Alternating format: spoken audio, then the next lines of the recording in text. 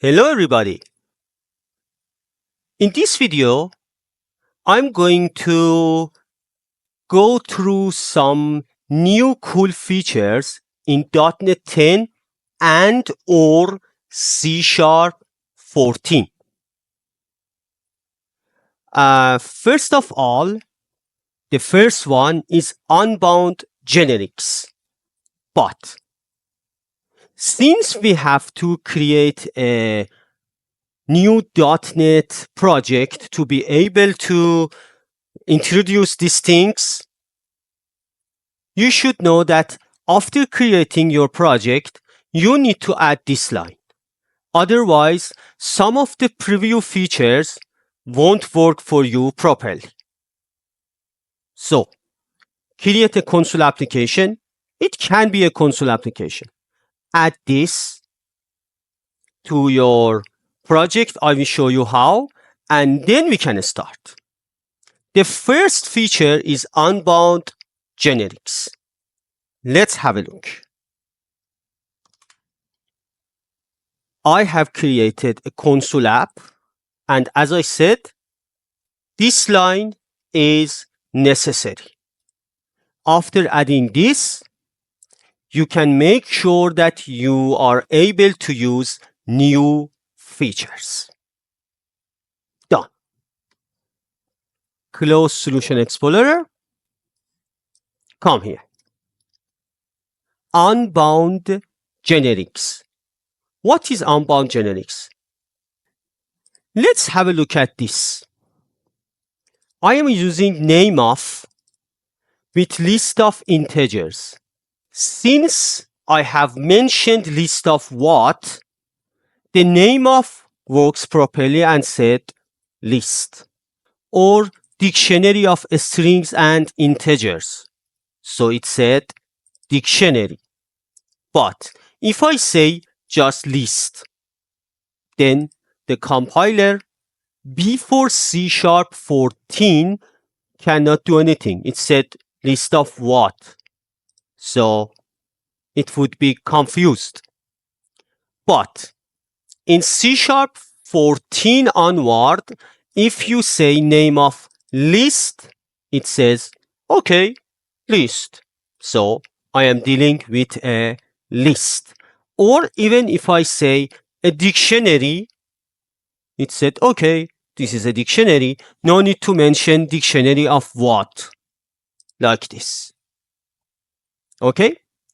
So here, let's have a look at some samples or some ways that we could follow in C# 14 and C# old versions. One of the ways was, or even so far is, hard coding, like this. You can say the type is this for my custom generic.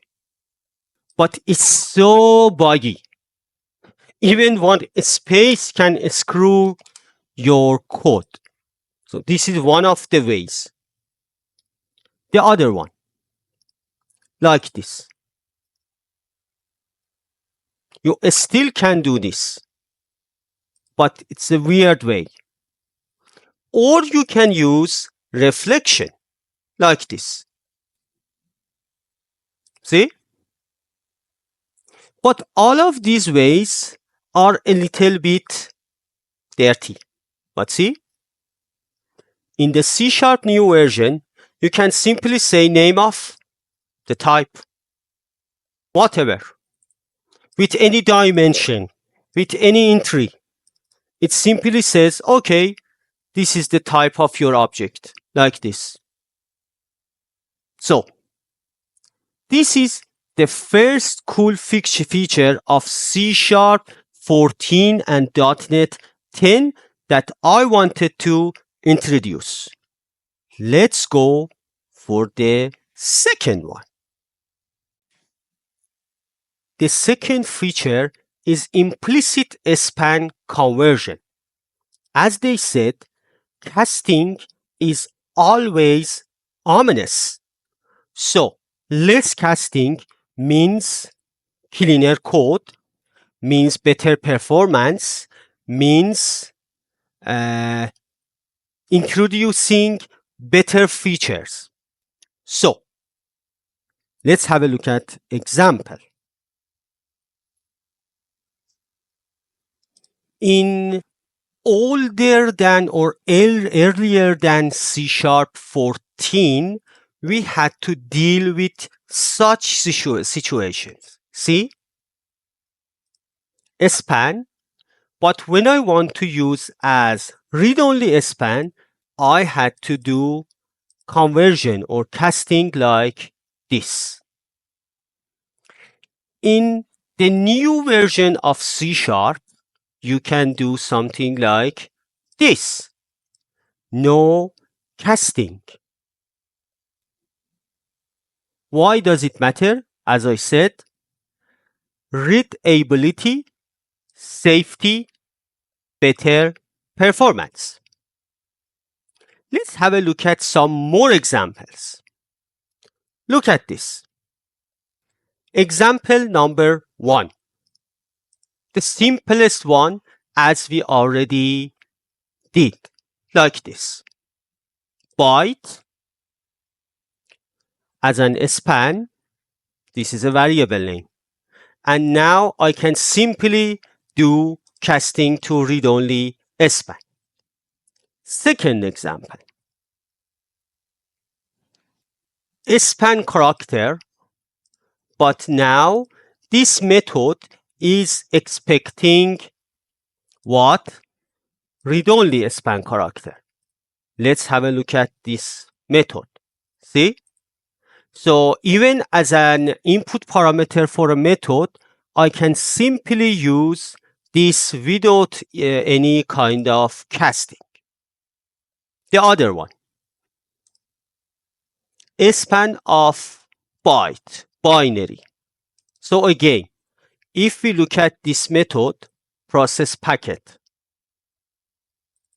same. So even type doesn't matter. In the other one, as you can see, again, if I go to log data, see, any kind of conversion is so easy, like this. And the last one,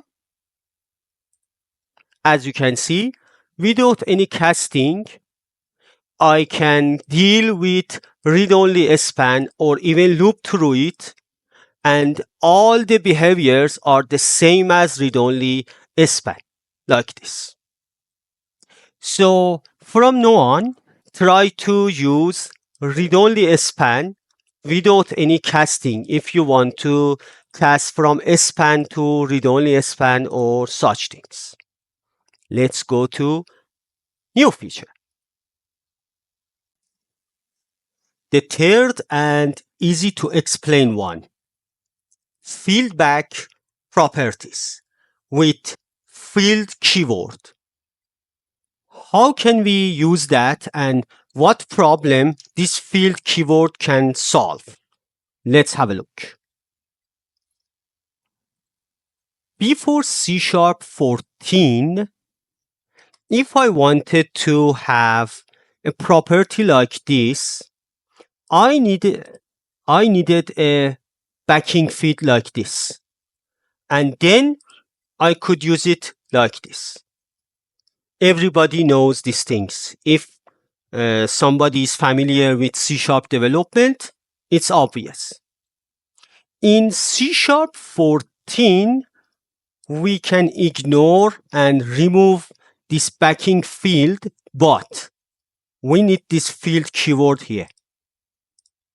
Then we can have one line less. Very easy.